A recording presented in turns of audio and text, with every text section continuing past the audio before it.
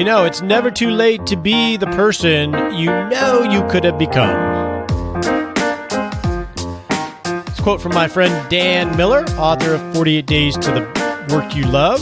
Great book. You should check that out. Hey, my name is Roger Whitney. I am your host. This is the Retirement Answer Man Show.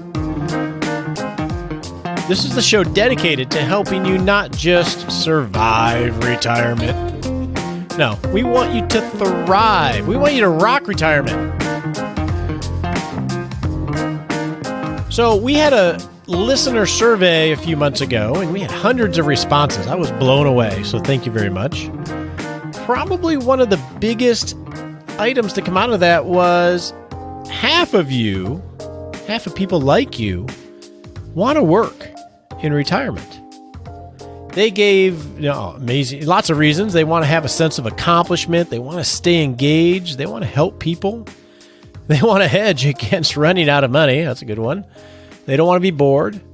They want financial flexibility, purpose, and mental stimulation. Lots of great reasons.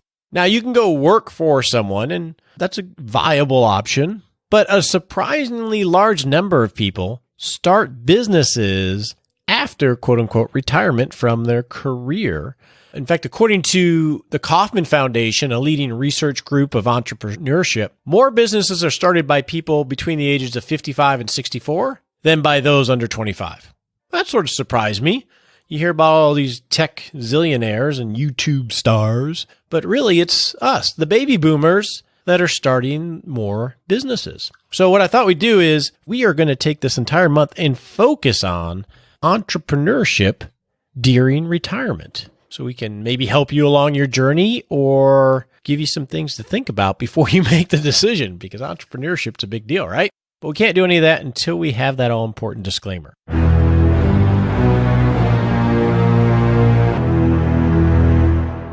Hey, it's real simple. I give advice to clients that I work for as a fiduciary, and you are not a client. So you better think of this as helpful hints and education. If you're looking for a seasoned advisor to walk this journey into retirement, go to rogerwhitney.com and schedule a time for us to talk. Otherwise, make sure you talk to your legal advisor, your tax advisor, or your financial advisor before you do anything, because that's just common sense. Now, why is it that people work in retirement and start businesses in retirement? Let's go figure that out in the Hot Topic segment.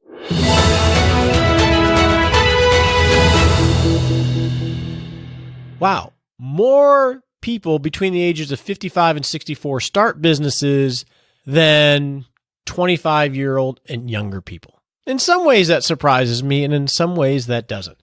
In my 27 years of working as a financial advisor, and for the time that I've focused only on working with people over 50, I'll tell you, it's very common for me to see my clients working, doing something. And many of them have started businesses for a lot of the reasons that you guys told us in the survey. Purpose, passion, money, flexibility, safety, wanting to give back. You know, because if you think about it, when you're getting close to leaving that career and living a more independent life that we'll call retirement, you're highly skilled. You have a lot of wisdom because you've done things in your life. You still have a lot of energy, right? Because we're living longer.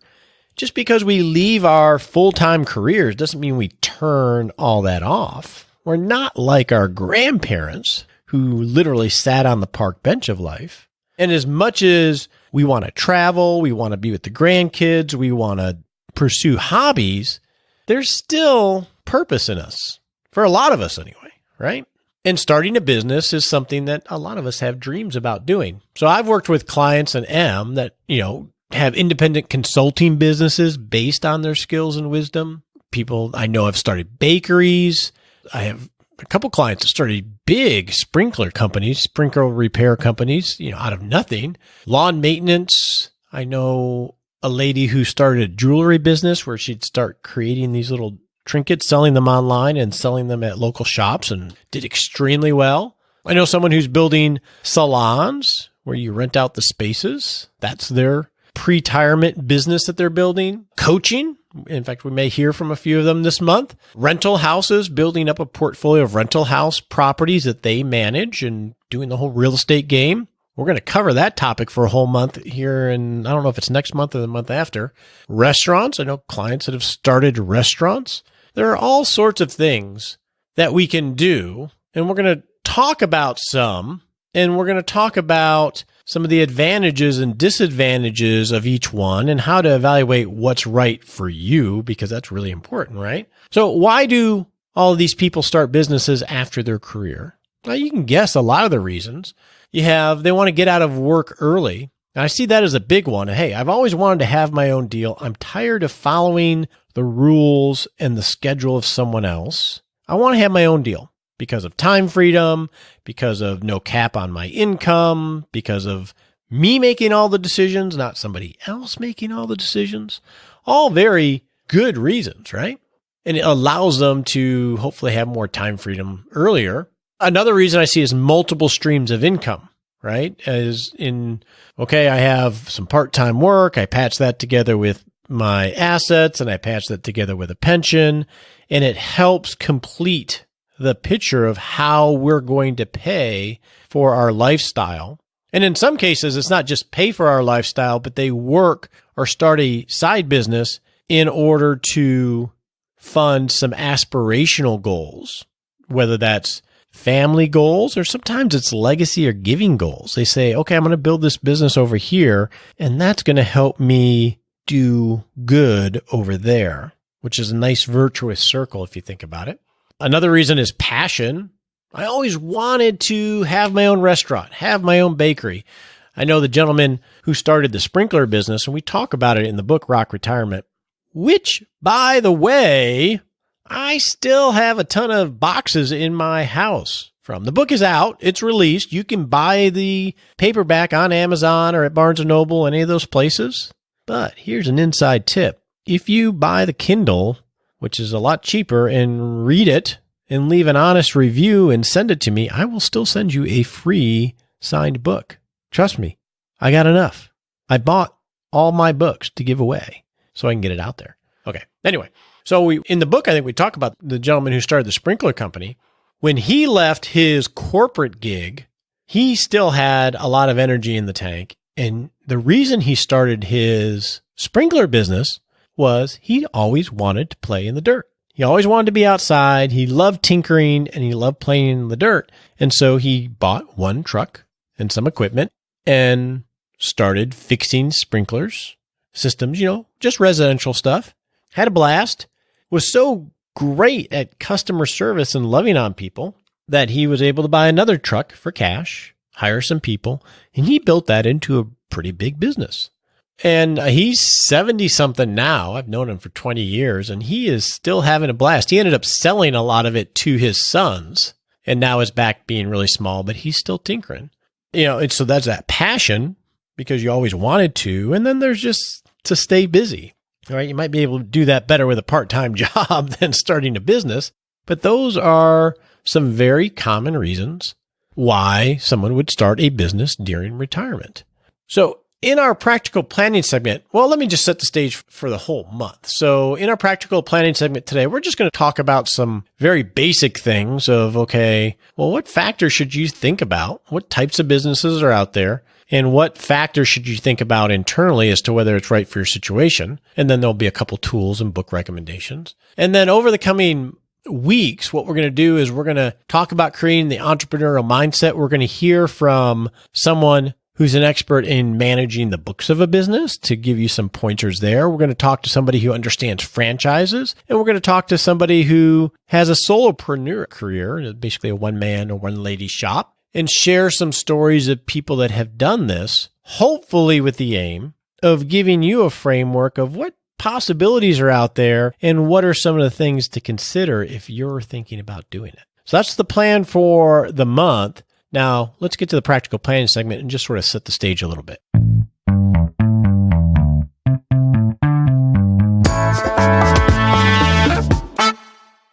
So to set the stage, what are the big rocks of the kinds of businesses you could do, right? So you have the solopreneur, that easy word to say, which is basically you working, right? Being a consultant, being a coach, being a handyman, knitting things for people. My wife is redoing furniture. So she's a perfect example of she is at the beginning of the journey of creating pieces and then figuring out where she can sell them and building a clientele. But she's just doing it as a one-person deal, right? So this is more of a passion thing, and there could be some income that could pay for the passion and then maybe actually supplement, our household expenses. Then there's the big dog thing. You could go franchise. So a franchise is basically buying a business system, right? Like a McDonald's franchise. So you have someone that's created a brand. Let's just use McDonald's as an example. And they perfect the process of running a McDonald's store. They have manuals and tips and how to do everything. You're buying a system, and then you pay a franchise fee, which can be anywhere from nothing to extravagant, and then they help you implement the system. So it's like buying a business in a box that you just have to put together and operate with them as coaches, and then you pay them a franchise fee based on that. And then we're going to talk to an attorney who is an expert in all this, but a franchise, but usually it costs a lot of money up front, and it costs money to get going. And then you have lots of service businesses, right? You have, anything from dog washing to flag repairing, which we've talked about before. There's all sorts in between, from, hey, I'm going to start an internet business from my computer for nothing, all the way up to I'm going to invest hundreds of thousands, if not millions of dollars and go big. So that's a pretty big swing or swath of opportunities or of the kind of businesses you can do. Right? So before we dive into the toolbox of all these different types of things, as an entrepreneur myself, knowing lots of entrepreneurs and seeing lots of people attempting to be entrepreneurs, especially in retirement or as you get closer to retirement, we got to think of some things. If you want to start a business, whether it's going big or being a solo, you have to decide what is it we're trying to accomplish here, right? So what is the purpose, right? Is it just a passion business to do for enjoyment and purpose and giving back and to express your creativity? Or is it a business where you want to make $1 million, make $1 billion, and have some huge return on investment or ROI, or build something to sell? Is it an enterprise, which is something you build up value and you could actually sell it? Or is it a personal business that really serves you, but you're not really building something to sell, right? You need to define what it is you're trying to accomplish with this. So I'll use my wife as an example, since she's not in the room to object. With her furniture, as of now anyway, if I asked her, her purpose in this is expressing her creativity and her art, and then selling the pieces because she loves to see other people love her stuff. Who doesn't like that? And to earn some money that can help fund her buying the next piece and building the next piece. In fact, I will put a picture in Six Shot Saturday of the potting table that she just made because she's real proud of it and it's gorgeous. So for her, the purpose is, she knows what her purpose is, right? It's the enjoyment and the creativity. It's not about supplementing income or building some big business to sell. So because she understands that purpose clearly, she's making decisions on purchases and things like that from that viewpoint. Whereas if she was trying to build a business, she probably would go about it very differently if she really wanted to make a lot of money doing that. Because what happens with businesses, and this is where this purpose thing and making sure it's a good fit for you mentally, there's this attraction, this desire for a lot of people to be entrepreneurs, to be the captain of your ship. And it's a very amazing journey, but it's not easy. It's really, really hard. And in my experience, most people get into it not realizing how different being an entrepreneur is. It's much, much harder. Yes, you control all your own time, but it can truly dominate your life.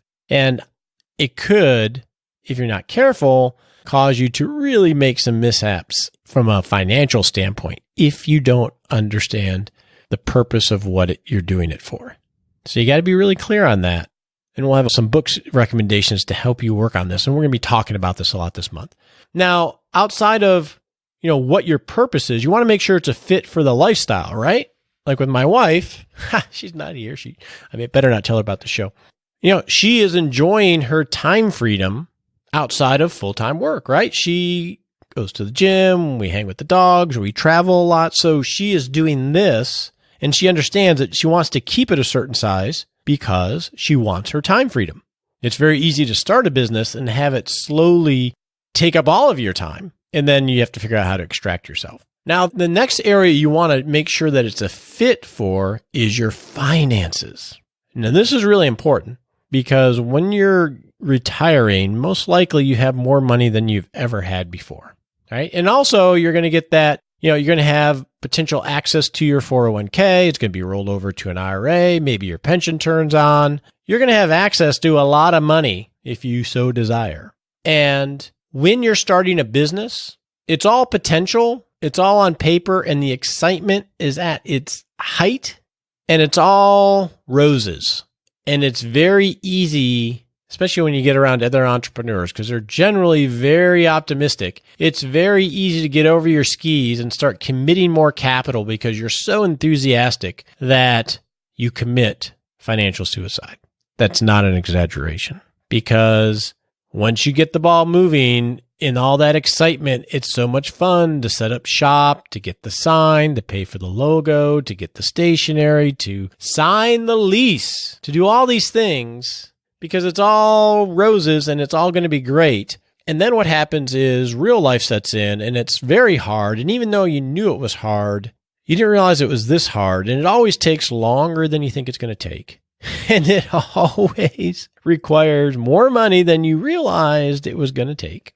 And it's very easy to keep throwing money and money and money after the money you've already put in. And before you know it, you're like, oh, I can't, it's all gone, right? I remember I had this conversation with someone who was considering starting a lawn care company. So here's how the conversation went is he was about 3 years from retirement and he had some money, but he wasn't wealthy. He wasn't independently wealthy. And the idea was he really loved he had some ranch land and he loved going out there on the weekend. So he says, I think what I'm going to do is when I retire, I'm going to buy 2 trucks, tons of equipment, and I'm going to start a residential lawn care business. I'm going to have employees. I'm going to market. I'm going to have a website. I'm going to have all this stuff and logos with trucks and everything else. And, it was going to cost a lot of money. Let's say it was going to, I think the way you want to do it, let's call it $100,000. Relative to his financial wherewithal, that was a lot of money. And I'm talking to him. I'm like, well, that sounds great, but why don't we test this, right? Because you're basing this on the idea that you love being outside. And this would be a way to make money and be outside once you leave your corporate job. But being outside on the ranch on the weekends is very different than being outside mowing someone else's yard or monitoring crews or going to sell. Because let's say you mow your yards weekly. Well, you got to do it every week. You can't take it off, and when your crew doesn't show up, you're going to have to be there. And you love being outside right now, but once you start this business, are you going to like doing that 3 to 4 or 5 years from now? So my suggestion to him was, rather than go spend all of this money and get it going once he retires, I'm like, why don't you, if this is really a passion of yours, why don't you start mowing someone's yard right now? Just get 1 yard. Find a neighbor, say, hey, I'll do it for X amount of money. You can use your lawnmower right now. Maybe you buy a little bit nicer lawnmower and test it and just do 1 yard and commit to doing that 1 yard weekly through the mowing season here in Texas, right? Because it gets hot here in Texas, and see how that goes. You could even maybe find someone to subcontract it too, if you'd like. And then from there, if it's working, get another yard, bring someone on, find somebody to do the work for you and buy their equipment. Why don't you slowly inch your way into it? Because then if you decide 6 months in, you know what, this isn't what I thought it was. This isn't as fun. The opportunity isn't there. It gets hot more than I thought when I'm working on somebody else's stuff. Then you can pivot very easily. See, most of us don't think of starting things that way. We think of starting things big because, it's noble. It's exciting. It's the American way. but that can really blow up somebody's finances. So we got to make sure that it fits your finances. And we also have to make sure that it fits the market. So when you're thinking about a business, it's very easy to get excited about the product or the service, but us being excited about it means nothing. In any kind of business venture, the only thing that matters is what the customer is excited about, because all we're trying to do is fill a need for the customer. So if we have some passion for building something and nobody else has that same passion, we can't just assume that they will. So we have to really do our market research to make sure, hey, what I'm about to start here, there's actually a demand for it. And usually that comes from, it's not the next new thing. Usually if there's a lot of people doing it already, that's actually a good sign that there is a demand. So those are some of the things that we need to make sure that we fit in. And then the last one is basically doing a basic SWOT analysis, right? So what are our strengths? What are our weaknesses? What are our opportunities? And what are the threats that we might encounter? We need to be real honest with ourselves, because that's going to help us choose either to be an entrepreneur or not. And then if so, choose the kind of business that fits what we want out of life, fits our lifestyle, fits our finances, and fits a market that we can serve, so we can hopefully have the best solution. So the last thing I want to leave you with are, what are some very basic tools that you could use to start thinking this way? So I want to give you, one is, I'm a big fan of doing the DISC assessment, which is a personality assessment to self-identify more of where your strengths are and where your weaknesses are. And then I have a few book recommendations. So let me go through those real quick. The first book is by my friend Dan Miller, and that's 48 Days to the Work You Love, Preparing for the New Normal. And Dan has a belief that, hey, you can figure anything out in 48 days and get moving on it. And so he has a framework for identifying what is it you love, where your strengths and weaknesses are, and how to start making that happen. So 48 Days to the Work You Love by Dan Miller is going to be the first book that I would suggest that you check out if you're looking to be an entrepreneur. The second book is The Lean Startup. This is by Eric Ries, R-E-I-E-S, and it's basically about how to test your ideas in a very lean way so you can cut your losses really quick if it's not working. So it's inching your way into something. And The Lean Startup is a hugely popular book and very worth reading. The next book is by a gentleman who's going to be on the show later this year, Mike Michalowicz, The Pumpkin Plan, a simple strategy to grow a remarkable business in any field. I love Mike's writing style. It's super easy to read, and I think it's a must read for anybody that's going to start a business. The next book is another classic called The E-Myth Revisited by Michael Gerber, another classic on why most small businesses don't work and what to do about it. I read this one multiple times every other year or so. So I'm going to have links to all of these books in Six Shot Saturday. So if you want those, but I think that's a good starter list if you're interested in this entrepreneurial journey. So next week, we'll start to dive into more of the entrepreneurial mindset and have some guests to talk to us about their journeys. But for now, let's go get happy with Nicole.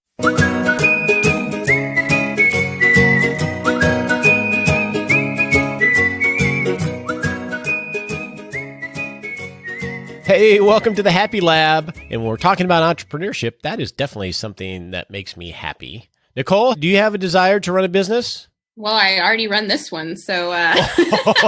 Okay. All right. So I think, okay. All right. You can leave now. The way I think about entrepreneurship and happiness is, I remember one thing that clicked in my mind, and it was actually before I had started a business. And that was, regardless of what you do, whether you're an employee, independent contractor, or run a business, is you have to think about your life as if you're running a business, right? Even if you work for somebody, a lot of the decision sets are exactly the same way, and it really helps you get more intentional about how you direct not just your life, but your career. I guess that relates to happiness, but it made me happy because all of a sudden I felt like I wasn't being acted upon. I changed the mindset to I was acting. Does that make sense? That definitely, well, actually, I don't know. I'm not sure if I follow. Well, an example is once you realize you can control the things, you have so much in your control, and you just focus on what you can actually control and be intentional about. It's very empowering. I can see that. Whether you work for a company or not, and that change in mindset makes you a lot happier. when you stop fretting about the things that you can't control and just identify what you actually have control over and start taking little actions, it changes your whole mindset. I like it. All right. And that makes me happy. So that's what we're going with. So get back to running the business, will you? I will. Am I going to get paid Friday? Maybe. Okay. On your marks, get set.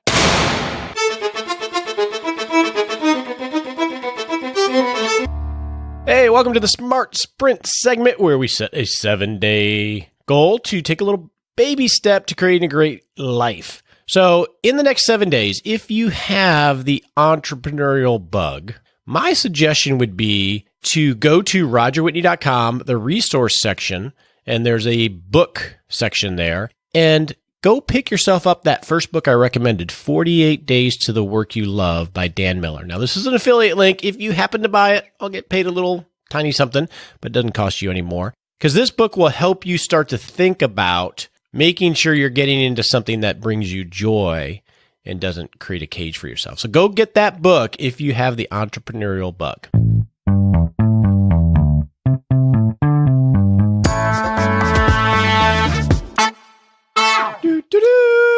So tomorrow, June 7th, thank you, at 7 p.m. Central Standard Time is the live results webinar with Sam, where she's going to find out, along with you, whether she's going to be able to achieve her ideal retirement.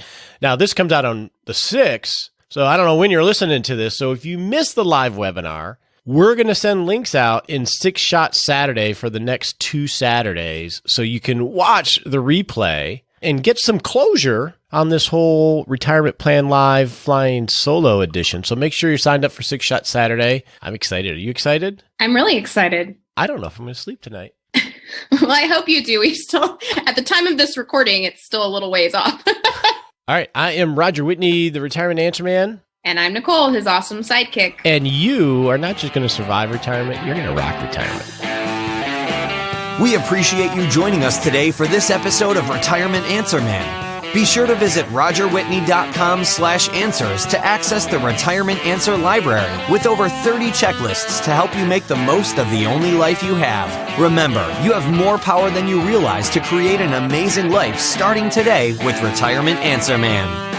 The opinions voiced in this material are for general information only and are not intended to provide specific advice or recommendations for any individual. All performance referenced is historical and no guarantee of future results. All indices are unmanaged and may not be invested into directly. Have a wonderful day.